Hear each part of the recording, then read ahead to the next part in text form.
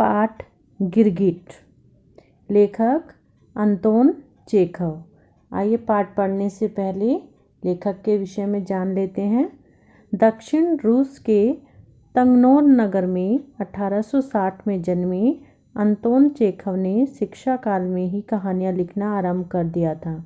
19वीं सदी का 9वां दशक रूस के लिए एक कठिन समय था। यह वह समय था जब आज़ाद होने से ही लोग शासन के दमन का शिकार हो जाया करते थे। ऐसे समय में चेखव ने उन मौका परस्त लोगों को बेनकाब करती कहानियाँ लिखी जिनके लिए पैसा और पद ही सब कुछ था। इनकी सबसे प्रसिद्ध कहानियों में गिरगिट, कलर्क की मौत, तितली, एक कलाकार की कहानी, रोमांस, दुल्हन आदि हैं।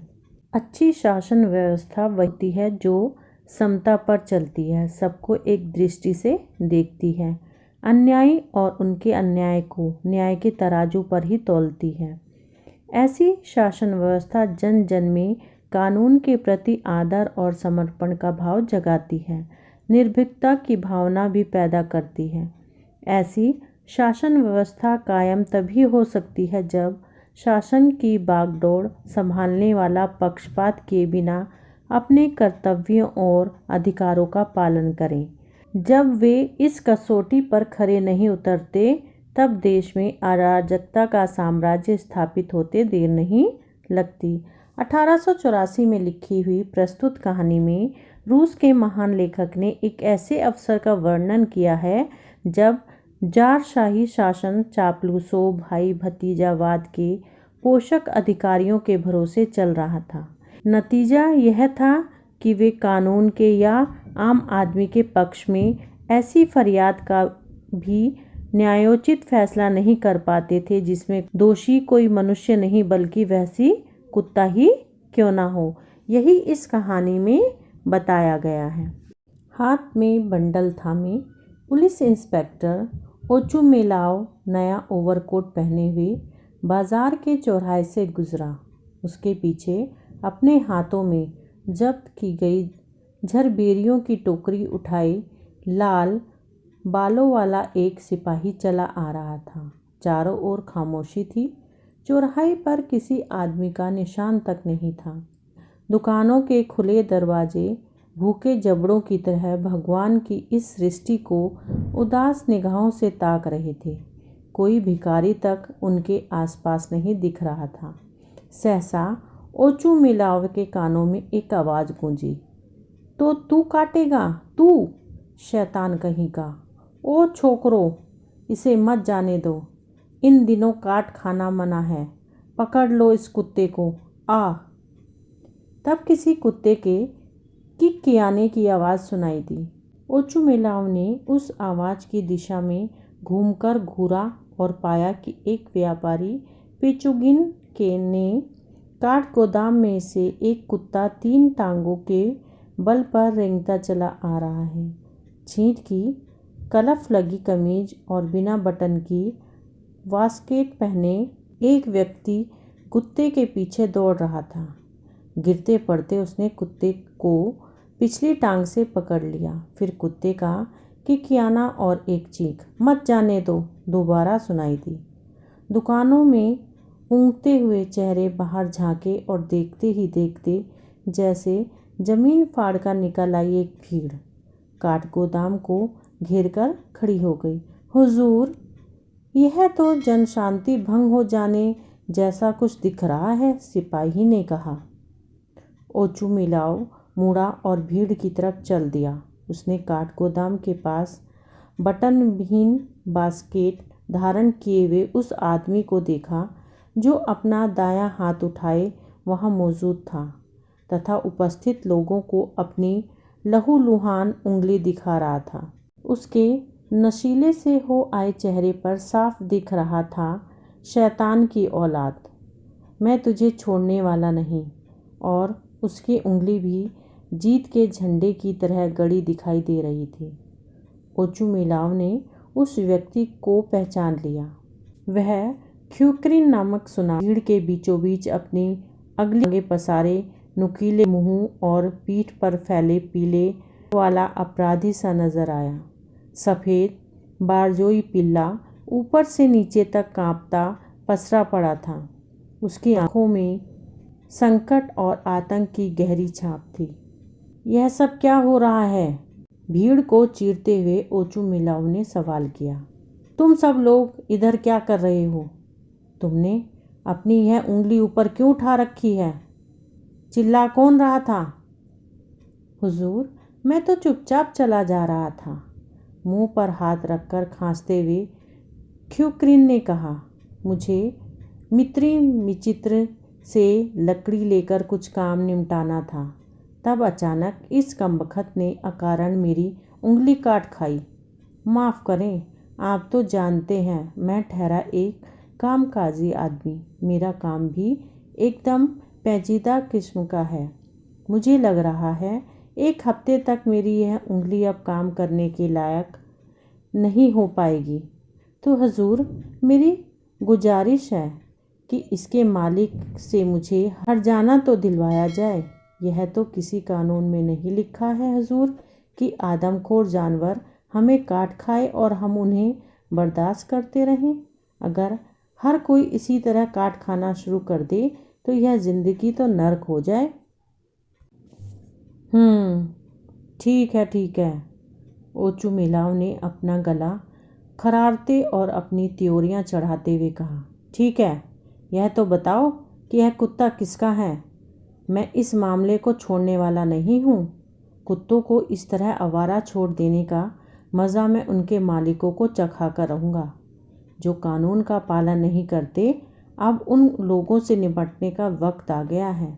बदमाश आदमी को मैं इतना जुर्माना ठोकूंगा ताकि इसे इल्म तक हो जाए कि कुत्तों और जानवरों को इस तरह आवारा छोड़ देने का क्या नतीजा होता है।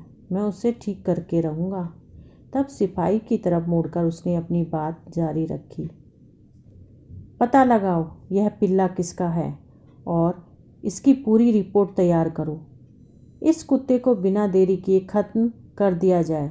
शायद यह पागल हो। मैं पूछ रहा हूँ, आखिर यह कुत्ता किसका है?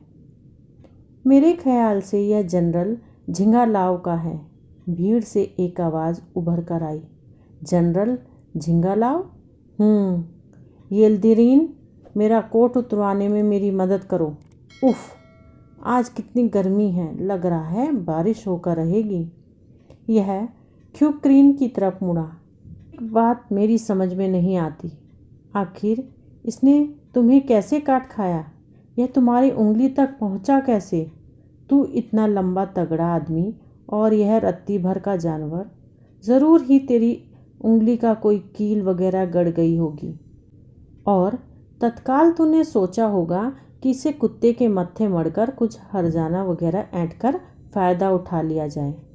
मैं तेरे जैसे शैतान लोगों को अच्छी तरह समझता हूँ। इसने अपनी जलती सिगरेट से इस कुत्ते की नाक यूं ही जला डाली होगी हुजूर, वरना यह कुत्ता बेवकूफ़ है क्या जो इसे काट खाता? हुजूर, मैं जानता हूँ यह ख्युक्रीन हमेशा कोई ना कोई शरारत करता रहता है। अबे, तूने मुझे ऐसा करते जब देखा ही नहीं तो झूठ मूठ में सब क्यों बके जा रहा है? हुजूर तो खुद बुद्धिमान आदमी है और बखूबी जानते हैं कि कौन सच बोल रहा है और कौन झूठ। यदि मैं झूठ बोलता पाया जाऊं तो मुझ पर अदालत में मुकदमा ठोक दो। कानून तो यही है कि सब लोग सब बराबर। मैं यदि आप चाहें तो यह भी बता दूं कि मेरा एक भाई भी पुलिस में है। बकवास बंद करो। नहीं, यह जनरल साहब का कुत्ता नहीं है, सिपाही ने गंभीरता की टिप्पणी दी। जनरल साहब के पास ऐसा कोई कुत्ता नहीं है। उनके तो सभी कुत्ते पोंटर हैं। तुम विश्वास से कह रहे हो? एकदम हुजूर, तुम सही कहते हो। जनरल साहब के सभी कुत्ते महंगे और अच्छी नस्ल के हैं।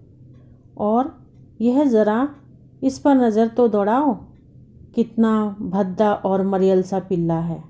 कोई सभ्य आदमी ऐसा कुत्ता क्यों पालेगा? तुम लोगों का दिमाग खराब तो नहीं हो गया? यदि इस तरह का कुत्ता मॉस्को या पीटर्सबर्ग में दिख जाए तो मालूम हो उसका क्या हश्र होगा। तब कानून की परवाह किए बगैर इसकी छुट्टी कर दी जाती। तुम्हें इसने काट खाया है तो प्यारे एक बात गांठ बांध ले, इसे ऐसे मत छोड़ देना। इसे हर हालत में मज़ा चखवाया जाना ज़रूरी है। ऐसे वक्त में शायद यह जनरल साहब का ही कुत्ता है। गंभीरता से सोचते हुए सिपाही ने कहा, इसे देख लेने भर से तो नहीं कहा जा सकता कि यह उनका नहीं है।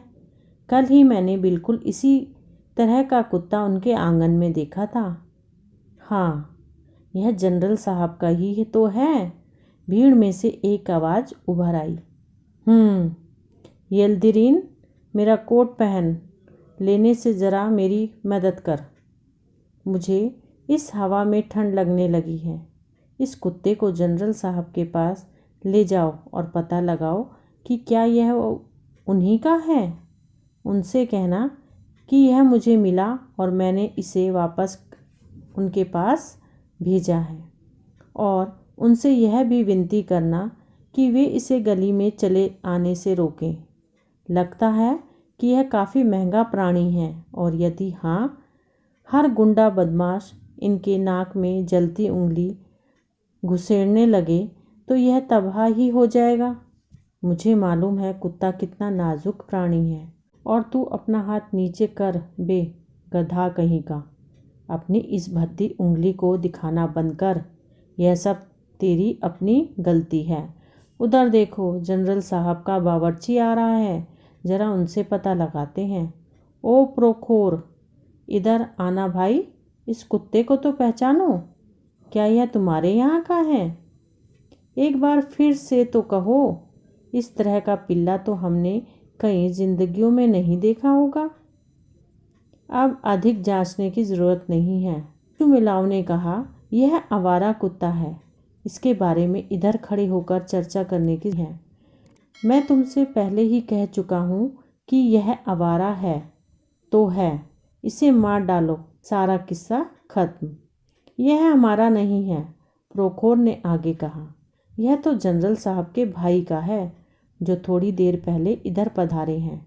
अपने जनरल साहब को बारजोयस नस्ल के कुत्तों में कोई दिलचस्पी नहीं, पर उनके भाई को यही नस्ल पसंद है।